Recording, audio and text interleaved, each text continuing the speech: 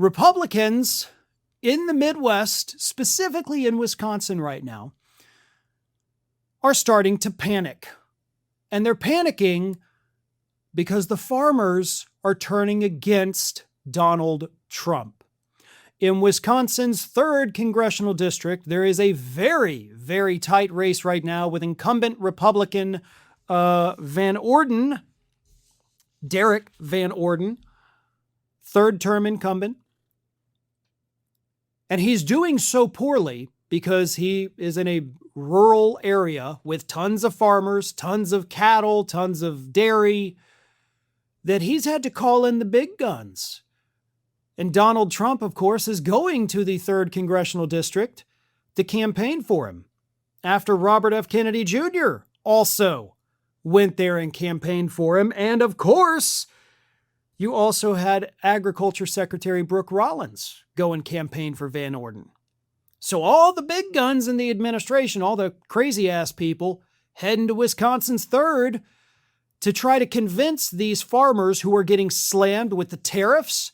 They're getting slammed on labor because of Donald Trump's immigration policies. They're basically all the policies of Trump. I know a lot of us are impacted by one or two. Farmers, as I've said since the beginning, it's like the one group of people that's really just getting screwed by every single policy all at once. And they're pissed. This is from beef producer Max Hart. He said, I think farmers are growing frustrated with Trump administration, for which Van Orden is a huge cheerleader. They probably can't bear to vote for a Democrat, but they probably don't support Trump or Van Orden's policies. Another, this is from the Wisconsin Farmers Union, said, quote, if farmers are struggling, it just boils down to everybody else. The bankers, the vets, the supply stores, all are impacted by what's happening at the farm level. So let me distill this.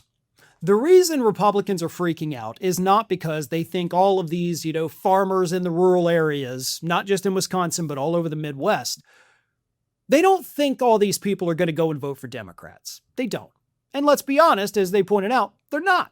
Some of them will. Some of them absolutely will. Their concern is that these people will just stay home in November. That is the biggest fear that Republicans have leading into the midterms, because yes, that could cost them seats. In fact, Wisconsin's 3rd district has now swung, according to Cook Political Report, from a leans Republican district to a toss-up because of disaffected rural Republican voters. Not that they're going to vote for Democrats, but that they can't stomach voting for these same Republicans either. And this is happening all over the country. And I know Donald Trump has gone out there, endorsed candidates in some primaries, and sometimes that candidate wins, sometimes they don't. But those are primaries. Primaries draw your core party supporters. Not every member of your party carrying around a Republican voter registration goes and votes in the primaries. In fact, most of them don't. Primaries are not always a good barometer on where everyone in your party stands, just the most active. So I don't read too much into Donald Trump's, primary victories, because honestly, they don't mean a whole hell of a lot. They could ultimately, and I do think they will, doom the Republicans to lose seats that they would have otherwise held on to. I think Texas is going to be a beautiful example of that. Also, up in Ohio, where Sherrod Brown is kicking ass, right? But they still have a problem. Their voters are not happy. Their voters are the ones statistically suffering the most under their policies. But here's the kicker. Why are these red voters only just now coming to this realization? Right? Republicans have never done anything for you. When was the last time the farmers in America could actually go to the polls and say, well, I'm voting for this Republican because we actually got so much from them this last term, they're very good to me?